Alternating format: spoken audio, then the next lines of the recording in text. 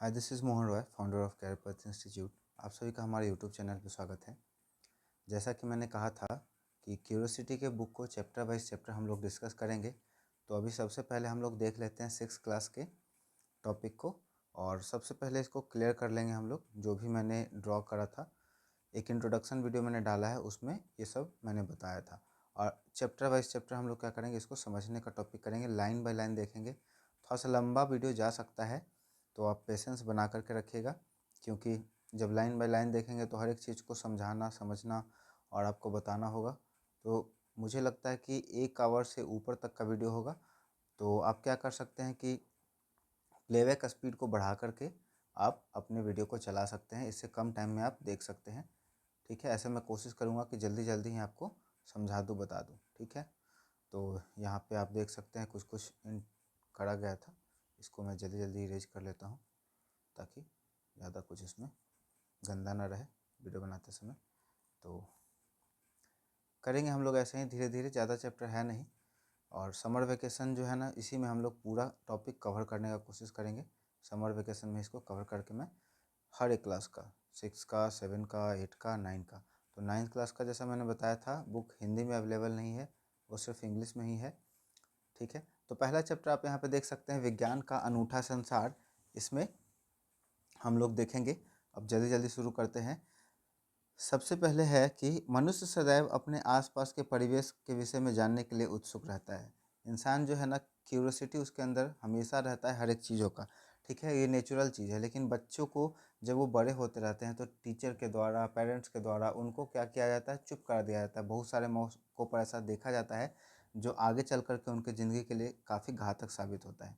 तो जो भी पेरेंट्स या टीचर ये वीडियो देख रहे हैं, उनके पास अगर ये वीडियो पहुँचा है, तो प्लीज़ आपसे मैं रिक्वेस्ट करता हूँ कि बच्चों को डांटें नहीं। अगर सही सवाल वो कर रहे हैं या गलत सवाल भी कर रहे हैं, तो उनको इस तरह से समझाएं ताकि उनको ऐसा ना लगे कि प्रश्न पूछना कभी गलत है। ठीक है, बचपन से ही हम अपने आसपास के क्षेत्र के बारे में खोजने लगते हैं और प्रश्न पूछने लगते हैं। विद्यालय के प्रारंभिक स्तर में पढ़ते हुए क्या आप अपने आसपास के परिवेश के विषय में पता लगाकर और खोजकर आनंदित हुए हैं? कह रहा है कि शुरुआत में जब हम लोग पढ़ते हैं तो कुछ भी नया चीज़ देख जाता है तो उससे हम लोग काफ़ी एक्साइटेड हो जाते हैं। मध्य स्तर पर हम अपने आसपास के इस सुंदर विश्व को जानने और समझने की रोचक यात्रा को और अग्रसर होते रहेंगे, और इसके लिए हमारे पास एक नया विषय विज्ञान। विज्ञान के इस अद्भुत संसार में आपका हार्दिक स्वागत है। अब यहाँ पर बात उठता है कि विज्ञान है क्या। तो देखिए, इसको डिफाइन करने का कोशिश किया गया है। विज्ञान देखने, सोचने, समझने और कार्य करने का एक सशक्त माध्यम है जो विश्व के रहस्यों की परतें को खोलता है। ठीक है, कहने का मतलब है कि जो भी हमें चीज़ दिखता है, उसको देख करके जो हम सोचते हैं और समझते हैं और उसके अकॉर्डिंग जो हम लोग काम करते हैं, वो क्या है, विज्ञान है। और विज्ञान दुनिया में जितनी भी घटनाएं हो रही हैं उसके बारे में हम लोग को समझने का मौका प्रदान करता है। आगे बढ़ रहे हैं हम लोग। यह एक रोमांचक साहसिक कार्य की तरह है जहाँ हम प्रश्न पूछते हैं। ठीक है, प्रश्न पूछना एक नेचुरल टेंडेंसी है, कभी ये खत्म नहीं होना चाहिए।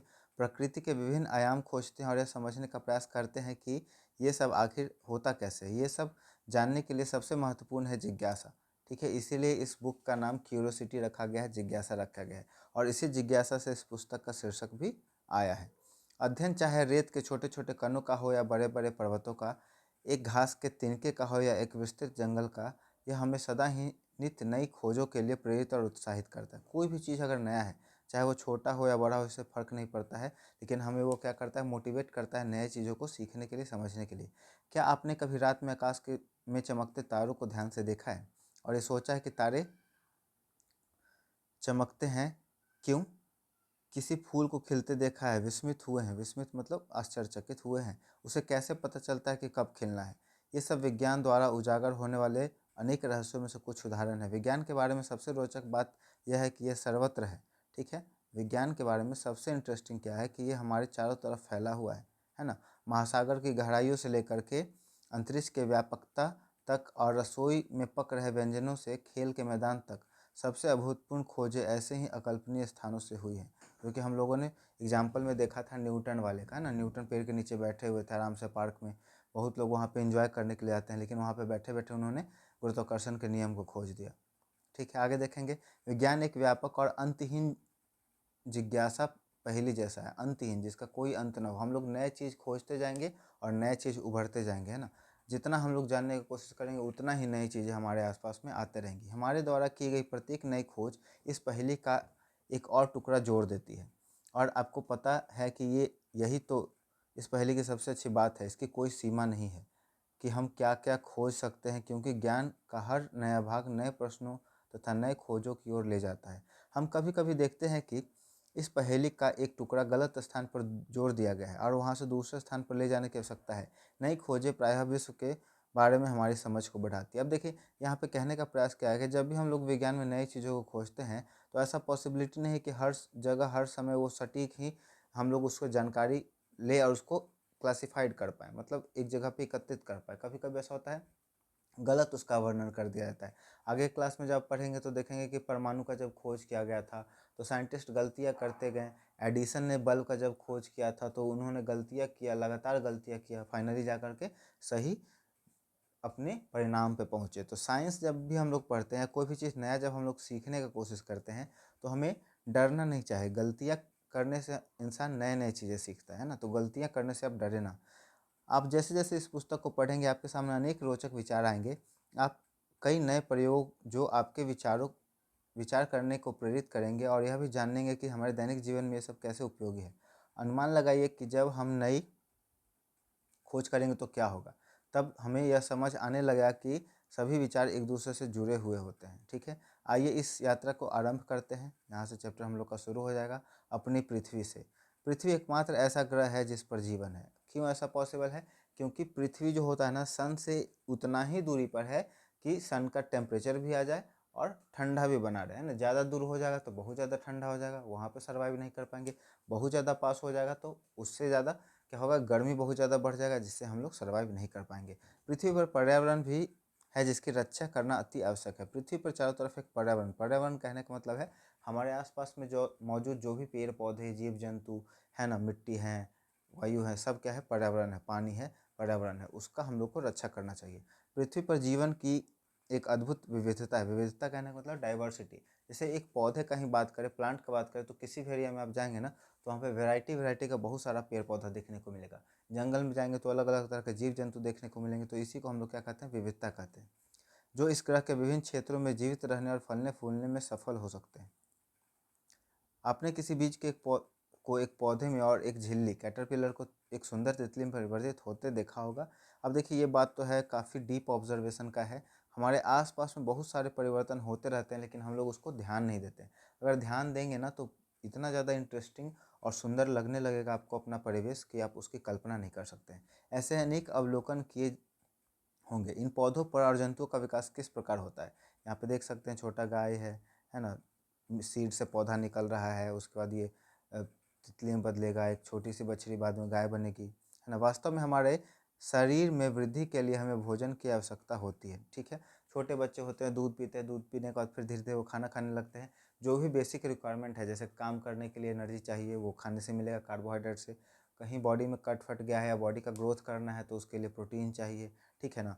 बीमारी से बचना है तो विटामिन मिनरल वगैरह चाहिए। विशेष रूप से भारत जैसे विशाल और विविध देश में भोजन अत्यंत महाभावन है। देश के विभिन्न प्रकार के स्वादिष्ट पकवान और उनको बनाने की विशिष्ट विधियाँ हैं, वे सब किन से बनते हैं? हम आइए इनका पता करते हैं। यहाँ पर देख सकते हैं, प्याज रोटी है, यहाँ पे चटनी है और मिर्च है, यहाँ पे लिट्टी चोखा शायद लग रहा है मुझे, यहाँ पे इडली डोसा है और ये पता नहीं क्या है। हमें जीवित रहने के लिए भोजन के साथ साथ जल की भी आवश्यकता होती है, ठीक है? अब कह रहे हैं यहाँ पे हम लोग के बॉडी में 70% वाटर होता है, तो खाना तो ज़रूरी है ही हम लोग के लिए, और उसके साथ पानी भी ज़रूरी होता है। जल एक अत्यंत आनंददायक पदार्थ है। क्या आप कभी बारिश में दौड़े, भागे या कूदे हैं?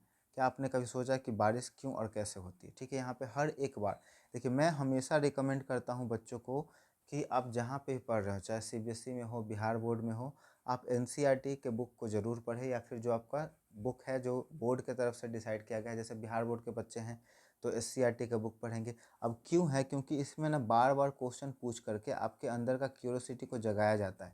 तो बहुत सारे बच्चे क्या करते हैं, कुंजिका ले लेते हैं या फिर भारती भवन का बुक ले लेते हैं। देखिए, बुक गलत नहीं होता है, कोई भी बुक गलत नहीं। कुंजिका तो गलत है, मैं उसका कभी सपोर्ट नहीं करूँगा, क्योंकि आप पढ़ाई इसलिए नहीं कर रहे हैं कि आप रट करके आंसर लिख दे और एग्ज़ाम में आपका नंबर आ जाए। पढ़ाई हमेशा आपके मेंटल डेवलपमेंट के लिए और आपके सोचने समझने की शक्ति को बढ़ाने के लिए है ना। तो कभी बना बनाया चीज़ मिले तो उसको अब आप अवॉइड करने का कोशिश करें। तो यहाँ पर देख सकते हैं किस तरह से बार बार क्वेश्चन पूछ करके आपके क्यूरियोसिटी को इंक्रीज़ करने का यहाँ पे कोशिश किया जा रहा है। क्या आपने अध्याय ध्यान दिया है कि जल ठंडा करने पर बर्फ़ बन जाता है और गर्म करने पर उबलने लगता है? इसके बारे में भी हम लोग सीखेंगे, ठीक है। मैं बताते ही चलता हूँ। जब देखिए जल है, हम लोग अपने आसपास में अगर ध्यान से देखेंगे ना तो पदार्थ 3 अवस्था में पाए जाते हैं, ठोस, द्रव और गैस। जब हम लोग टेम्परेचर को कम करते हैं, जैसे पानी को फ्रिज में डालते हैं, तो टेम्परेचर कम होने से उसके जो अणु होते हैं काफ़ी पास-पास चले आते हैं, जिसकी वजह से वो बर्फ़ में बदल जाता है। और जब उसी बर्फ़ को या पानी को गर्म करते हैं तो भाप में और या फिर गैस में बदल जाता है ना। तो ये सब उनके जो कण होते हैं, उनकी जो व्यवस्था होता है, जिस तरह से वो अरेंज होते हैं, व्यवस्थित होते हैं, उसमें बदलाव आने की वजह से क्या होता है, ये होता है। तो यहाँ पे जब वस्तुओं का हम लोग बदलते हैं, मतलब ठोस को द्रव में, द्रव से गैस में बदलते हैं, तो सिर्फ और सिर्फ तापमान ही उस पर निर्भर नहीं करता है, वहाँ पे दाब का भी बहुत ज़्यादा इंपॉर्टेंट रोल होता है। आगे बढ़ेंगे हम लोग। क्या आपने कभी गर्मी में ठंडा जल पीने या सर्दियों में गर्म जल में नहाने का आनंद आता है? ठीक है। अब यहाँ पे देखिए कह रहा है कि जब हम लोग गर्मी के मौसम में पानी को छूते हैं तो वो ठंडा फील होता है, और ठंड के मौसम में जब पानी को छूते हैं तो गर्म फील होता है। इसके पीछे बहुत बड़ा एक रीज़न है, ठीक है। जब भी पानी ज़मीन के अंदर से निकलता है तो उसका टेम्परेचर 12 डिग्री सेंटीग्रेड होता है। अब सपोज करिए कि मौसम क्या है, गर्मी का है। मौसम गर्मी का है, और मौसम जब गर्मी का होता है, मान करके चले कि अभी 45 डिग्री सेंटीग्रेड है, और उस समय जब आप 12 डिग्री के टेम्परेचर के किसी पदार्थ को छुएंगे तो वो क्या होगा, आपको ठंडा फील होगा। अब मान लीजिए ठंड का मौसम है, ठंडा का मौसम है, ठंडा का मौसम में इस समय टेम्परेचर मान लीजिए कि 3 डिग्री 4 डिग्री सेंटीग्रेड है ना। और इस समय जब आप पानी को छुएंगे तो इसका टेम्परेचर क्या होगा, 3 डिग्री 4 डिग्री के कंपेयर में क्या होगा, गर्म होगा।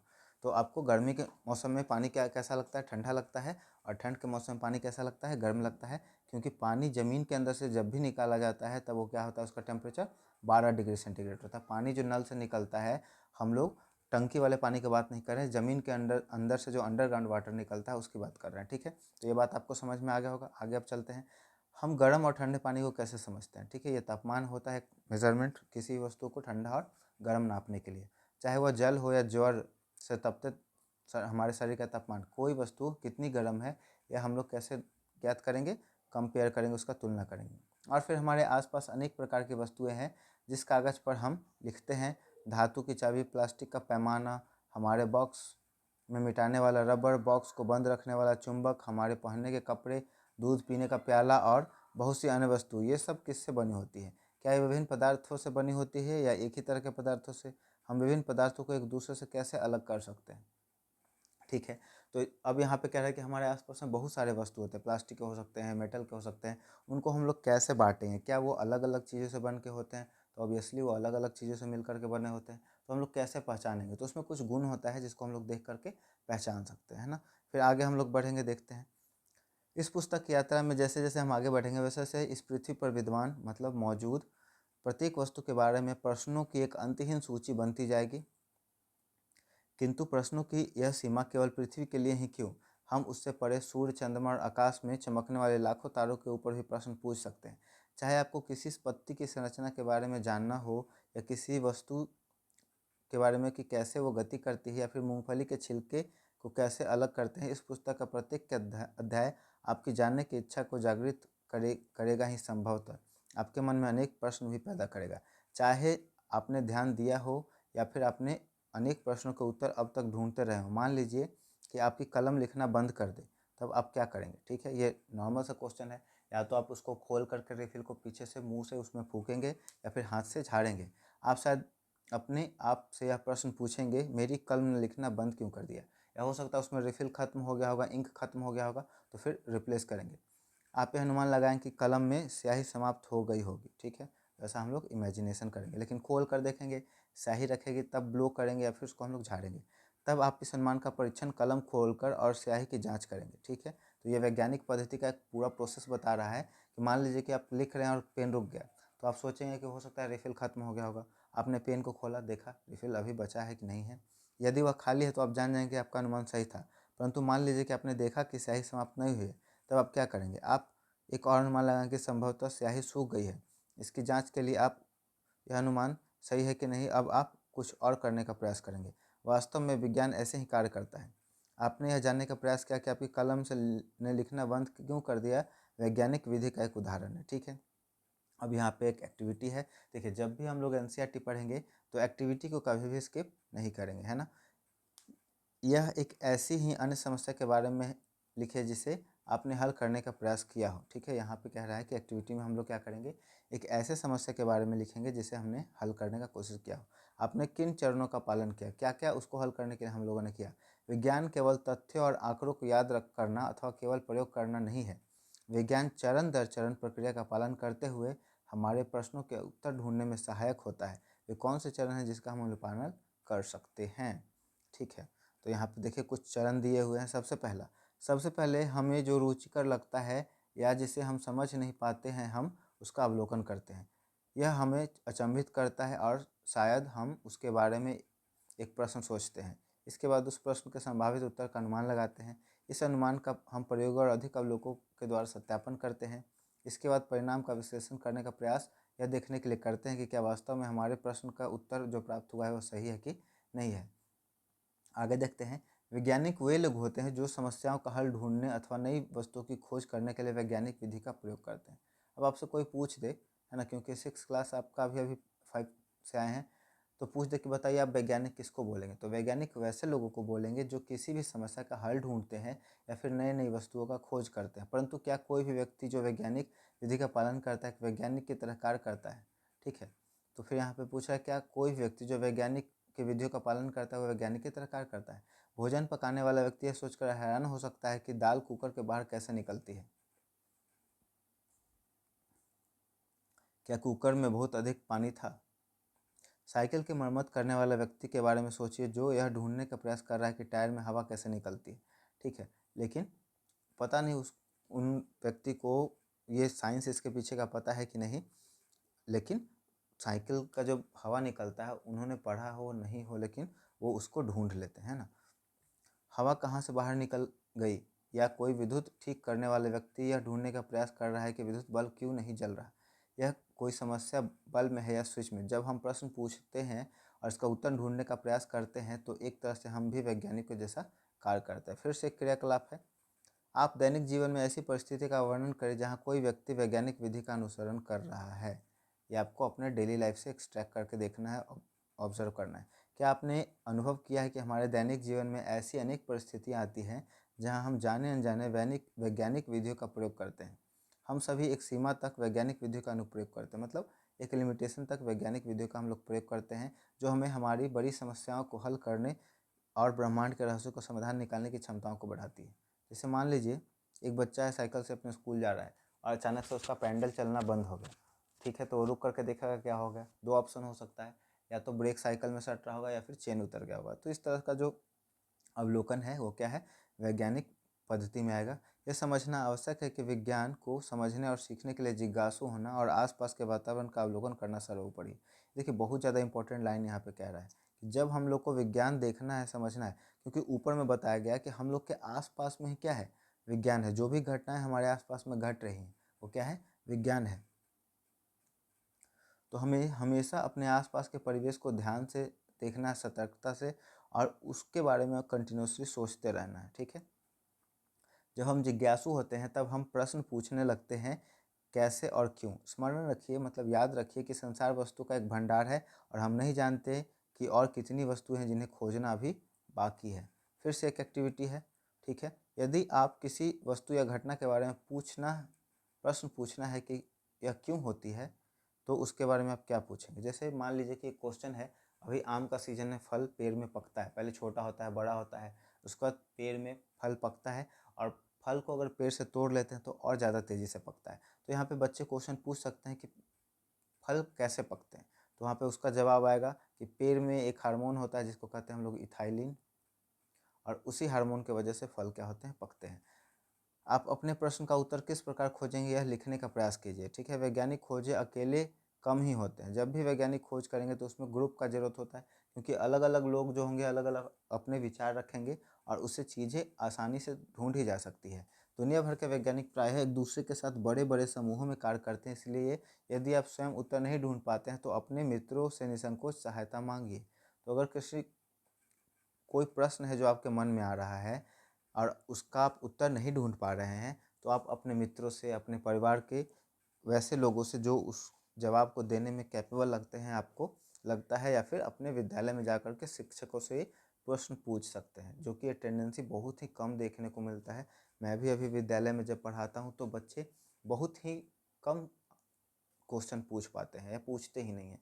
चुपचाप, जैसे होता नहीं दिन बिताने वाला, क्लास का टाइम है 45 मिनट तो उसको बिता देना है ना, कितना भी समझाइए, है ना, लेकिन उनको और ना हम लोग को कभी भी हार नहीं मानना है, प्रयास करते रहेंगे हमेशा। सार्थक चीज़ें, जो अच्छी चीज़ें हैं उनके लिए प्रयास करते रहना चाहिए।